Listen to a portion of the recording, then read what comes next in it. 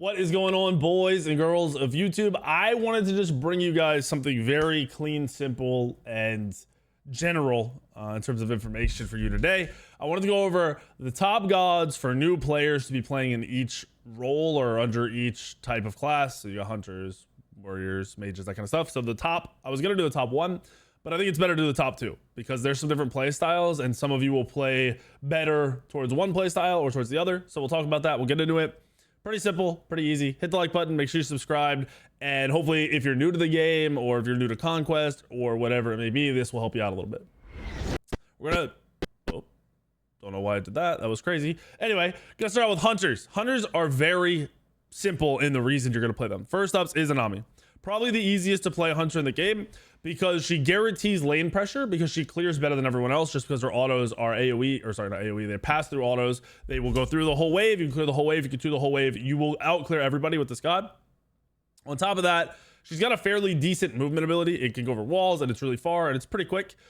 And then the final thing is the ultimate. If you're using the ultimate as an engage ultimate, so the fight starting or you want to kill somebody, you ult them first, you gain an advantage because they're silenced. You do a big chunk of damage, you start hitting them with your autos and they're silenced, they kind of freak out. Lower level players that you'll be playing against will not react well to this. So she's very, very, very good at being played at that level, at beginner level or lower level or even mid tier. Like, this isn't a god that falls off crazy hard. She can be played all the way up into grandmasters. I've played her a few times. She feels really good. The builds are all available on Smite Source. They're here. So if you go to Smite Source, you go to gods, go to Izanami. There is the new crypt build that people are running. There is a pen build up that I'll probably update and tweak this. You sell the starter. This is to kill tanks. Always available, always there for you. Next up, another hunter. So that's more of an AA clear hunter. The next hunter I'm going to recommend is Neith because she plays different. Izanami is, I need to hit my autos. You know, that's how you're going to win the lane and you're going to play off of that. Neith is ability based. She clears with abilities, not with her autos for the most part. She hits really hard. She's got a global presence, meaning she has an ultimate that she can throw to anyone on the map. So she can be in every team fight, even if you aren't that good at rotating, which just gives you a secondary play style. Instead of playing AA, you play ability based and you can be, you know, really useful on the map the whole game as long as you're paying some attention without actually leaving your lane. So I really do recommend Neith. Same for Neith. You can go to oops, on builds, you go to gods, you can type in Neith, pull her up. There is a okay, what is going on here? I don't know what's happened. I don't know what happened. Hold on. So I'm getting trolled, being trolled. There we go. Because I was already on the page, I was editing things, that's why. So the ability build, I just updated it. Like I said, I was editing things. Run this build. You don't need to run the mannequins build. It's really, really strong. There are other builds. You want to run crit, you want to run AA. There's other options for you to run. I don't highly recommend them. I would just stick to this ability build 24/7 and you will find a lot more success that way. Next up, mages. Morgan Le Fay is my most simple mage to play. Her abilities are all very, very easy to hit. They travel fast. She can kind of spam them. She has lower cooldowns. She hits very hard. Her ultimate is a mix of being in your face and having some distance to it. The reason I like her is most people will not play her, even at the highest level, where you're max distance all the time. Most people get kind of in the mix. They play like mid-range, so they're a little bit closer than a lot of other mages. And she has a lot of self-peel. She just hits really hard, and she has CC built into her regular kit, not just her ultimate, which I believe is extremely valuable for the lower level players. She clears lane very well. She wins fights in 1v1s in mid very, very well. She's pretty hard to gank when you are playing in the mid lane because of her self-peel, meaning you can drop abilities on yourself and kind of push them away. One will push them away, another one will push them away, one will give you movement speed. The ultimate makes you CC immune and faster, so you can kind of skate around and get away from them. So I really, really do like Morgan Le Fay for that type of playstyle for the lower end and beginner gods. It's really, really strong. Tiamat. This is my other one for this. So I actually just kind of messed up. I wanted to show you Morgan Le Fay's build. I don't know why I jumped to Tiamat. I'm getting ahead of myself here. So Morgan Le Fay's build is here. This is the mage build that was being run for the last few months. I have seen Book of Thoth come back. So there's a chance this build updates. So just be on the lookout for that. I'm waiting to see what a lot of the, you know, what the overall consensus is from the mid lane mage players at the higher level, what they're building. So the other god, Tiamat, which I spoiled, don't know why. I like Tiamat because it's a different play style. Tiamat is in your face. Tiamat will jump in and to the team fight, you know, you throw your mage abilities in this form and then you'll jump in and you'll be in their face doing damage. So if you're not very good at knowing when to you know, how to position in the back line and play that mid range that Morgan Le Fay plays, then Tiamat will be more your style because he's very tanky. You build a defensive item on him a lot of the time. You can sub that in now. I'm going to update Tiamat's build because there's different defense items we can build. A lot of Book of Thoth into Breastplate of Valor, which I like. So I'll probably throw that build up. But gets in your face, has CC immunity in the ult when in melee form, has really, really high mage damage, can push lanes consistently because you drop your little creeps down and they'll just push for you, which at lower levels just does wonders in the mid to late game. People don't keep up with those creeps very well. And like I said, your overall commitment, your dive into team fights, which is how most people play when they first start playing Smite, it fits really well into that play style. So there's that. Like I said, Tiamat's build I'm gonna update. This is gonna become a Book of Thoth into some people are going into tablet, but I don't think we'll do that. More than likely Book of Thoth, Pen, Breastplate of Valor, Soul Reaver, something is what the build will be. I'll tweak it here after the video just because I want you guys to be playing on the most updated stuff. So Tiamat and Morgan Le Fay for your mages. Supports, Guardians, really, really simple, not Shing 10. They are two of the highest performing supports right now. It's Geb. Why Geb? Very, very basic to play. You engage with your ultimate, the rest of your abilities are used to help your teammates. You have a shield you throw on a teammate, so this guy's dying, let me help him live. Your knock up you're usually going to use on that teammate to, you know, on the people that are killing that teammate. So he's dying, shield him, throw the 2, that helps him, helps turn the fight. In lane and everywhere else, you run up and you 2 the wave, you're able to kind of do what you want. You have that shield to keep you guys alive. Geb really has the perfect support kit. He always has. It's just whether he's really strong or not. He is countered by erosion, so you'll see people build erosion that know what they're doing. At lower levels, people don't know what they're doing. Erosion reduces the shield amount that you send out. It's a debuff basically. Lower levels, people aren't building that, so you can exploit Geb all day long. We do have builds up for all of those gods as well. So Geb is here. It's a Sentinels build. Thieves to help your teammates. Pridwood for cooldown and to keep you alive. Stone of Binding to help your team do more damage. Shoguns to buff your team and help them do more damage. And then Spirit Robe as your last item to keep you alive if you're being killed. That item can be tweaked. You can go a damage item in that slot, like a Divine Ruin if you want anti-heal. You could go, if they're heavy physical, you can go mid, or AA, you go mid Guardian. If they have crit, you go Spectre on that slot. This is an open slot for you to do whatever you want. Understand that every time you are playing most gods, those last items can be tweaked very easily. The other Guardian is Athena. So while Geb is great at playing the middle of the field, I'm going to keep you alive. I can peel for you. I could also CC them and stun them so you can kill them before I help you. Athena is, I'm going to be in your face and I'm going to taunt you and I'm going to burn your beats. And then I'm going to be in your face, I'm going to taunt you and we're going to kill you over and over and over again. That's all you do. You run in, you 2. You run in, you 2. You do it as much as possible for the first 15 to 20 minutes of the game. Get as many beads and as many kills as you can, which is what most people want to do when they're new players. And that'll work well with your teammates. If your teammates want to kill and be in, they're going to follow up off your taunts very easily. It also lets you know who the target is. If Athena taunts somebody, everyone should be killing that target. It's just the most common sense thing. In other situations, you know, Ares goes in, chains 2 people who are we killing. It's not as direct. This is way more direct. The build is up for Athena as well. If I could type Athena in. There's a high damage jungle build in there if you decide to play that, but support Athena is the move. Very similar, pretty much the same build as Geb. You can change out the mantle. Mantle is on Athena because when Athena goes in, if you dash in late game, you're going to die more than likely. This will help you not die because it will give you CC immunity, let you run away, CC the people on top of you. It helps out a lot. That item can be changed though. Magi's also works if you're being CC'd while trying to engage. So there's your options. As well as relics. I haven't talked about relics too much. Sunder is falling off a bit. Build Shell here if you need to. If you want to be more defensive, build Sunder if you're going to be more aggressive. Basic, simple, straight to the point. So there's our Guardians. Now our Warriors. Warriors that I think people are going to be a little, they're going to be a little confused by. Nike is our top warrior. Why? Nike has one of the highest win rates in Smite. People are winning on this god. I can tell you why I think that is, but Nike has always had a higher win rate than at the mid to low range than at high end. At high end, most people don't play Nike. Some people do, but it's rare.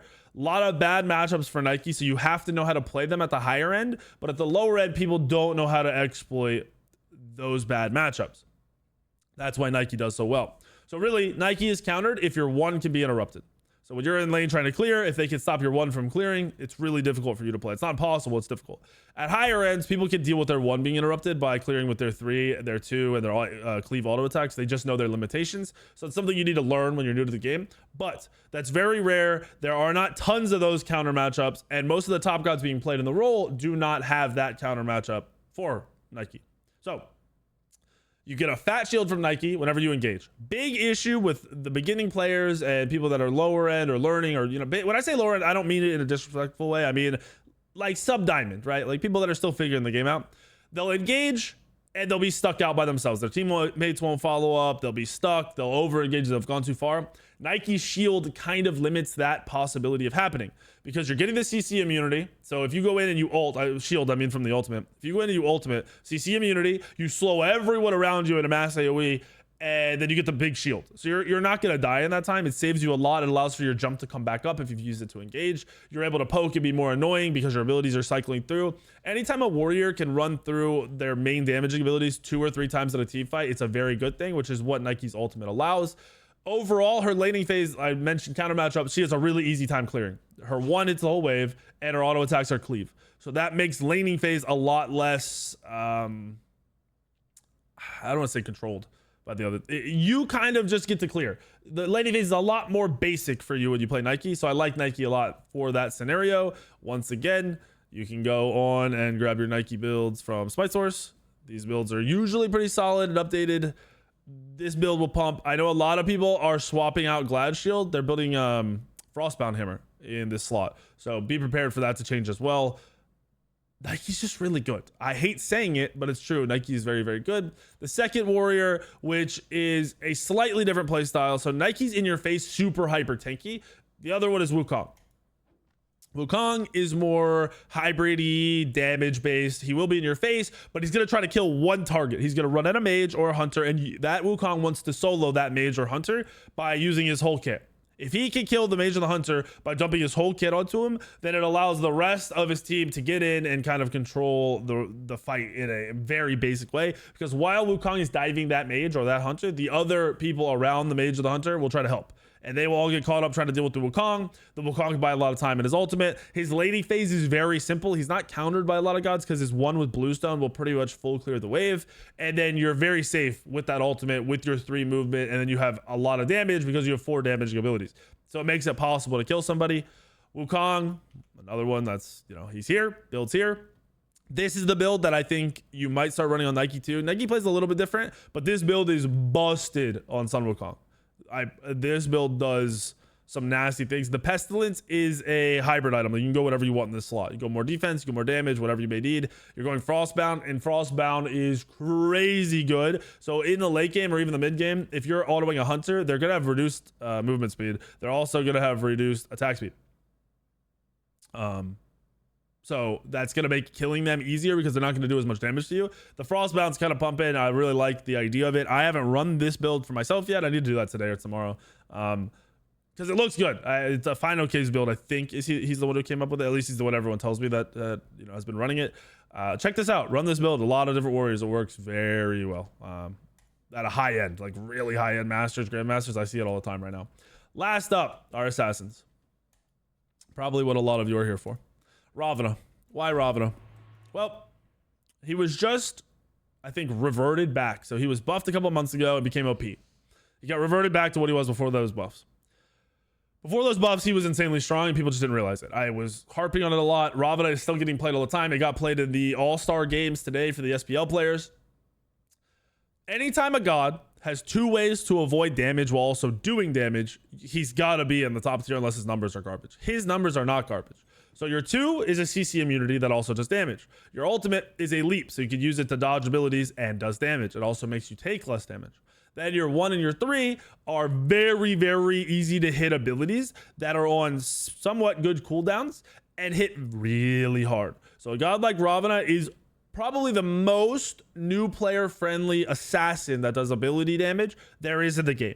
So you should play Ravana. There's no doubt about it. I've been saying this for like 3 years. Ravana is at the top tier for every new player if they're looking for an ability assassin to play. Build, once again, on Smite Source. I just don't even know why I typed in assassin. I don't know what's wrong with me right now. Ravana's builds are here. Soul Lane builds there if you want it. Tanky Assassin build, which is a really hybridy build, is there if you want it. The Core Assassin build is what you're going to be looking at. Sekhmet's is just buffed, so I'm not 100% sure if we're going to keep this in the build, but I like it, so we're going to test it and leave it there for now. Otherwise, if you aren't a fan of it for whatever reason, put Jotuns first and put a Transcendence here. and you'll be pumping and dumping, man. The build will hurt really, really hard. And then our secondary assassin, the highest win rate god in the game, it's Kali. She plays very different from Ravana because she's an auto attack based god. So you'll go an item called Golden Blade in the early game to clear faster. It helps you jungle faster, get farm faster, and just prep for the mid to late game, which is just makes the game so much easier for somebody who's new. And then on top of that, she's a left click character. I mean, you're holding left click, you're auto attacking. All she does, her main damage, everything she does, she's got ability. She has a stun, which is great. She has an ultimate that keeps her alive through death for 5 seconds. But she just auto attacks. So you run around auto attacking. You build an item that's hastened katana, which makes it so you can stick to the target. Your auto attacks don't slow you down, so you can stick to your target very well. She's the highest win rate god. She got nerfed a little bit, but she was the highest win rate by 5%, which is, if you know like how it's calculated, it's crazy. 5% higher than the next god is that's very rare. That never happens. She was busted. Top of that, her passive is penetration. This is what they nerfed a little bit. It used to be 20%, and now I think it's 15% at max rank. It helps you kill tankier targets if they're your target. It just helps you kill your general target very easily without having a ton of pen items. But the pen items are fairly good. So you're going to see a lot of the pen items anyway. Here's Kali's build. You're going Golden Blade that we talked about for the clear. Kins, which is your main damage source because it adds damage to every auto. Kali autos very, very quickly. What most people don't know is her AA, her auto attacks are, I think it's stats. Here we go, are 1.5.5 damage, which means this does 100% damage. So if you have, X amount of power, your in hand supposed to hit for 100, it will hit for 100. Your second and third autos do half damage, so they will hit for 50-50. So you go 100 damage, 50-50, 100 damage, 50-50. So that's because her swing time is increased. It's a shorter swing time. So you'll basically auto normal attack speed, half. So quick. So normal, quick, normal, quick, which makes Kins procs on every single auto makes that much better for a god like Kali. Knowing swing timers and progressions, this is how the hit chain works, is pretty valuable if you're ever looking at builds and want to understand them a little bit more. Once again, here's the Kali build. It does a lot of damage. You're getting your movement from Serrated, from Katana, from Golden Blade. You sell Golden Blade late, hyper late, for more damage, whatever it is you want to go. If you need more pen, you go Xe. If you want more lifesteal, you go Bloodforge. If you want more, you don't even have to sell the Golden Blade, by the way. That's completely your choice. But that item slot is completely up to you in the late game, what you want to build. Like I said, she's the highest win rate assassin, highest win rate god in the game. Play her. Learn how to play her. I coach a lot of people right now, and most of them tell me they aren't comfortable playing AA gods because they're on controller or on console, or they're just new and haven't put time into it. Put time into it.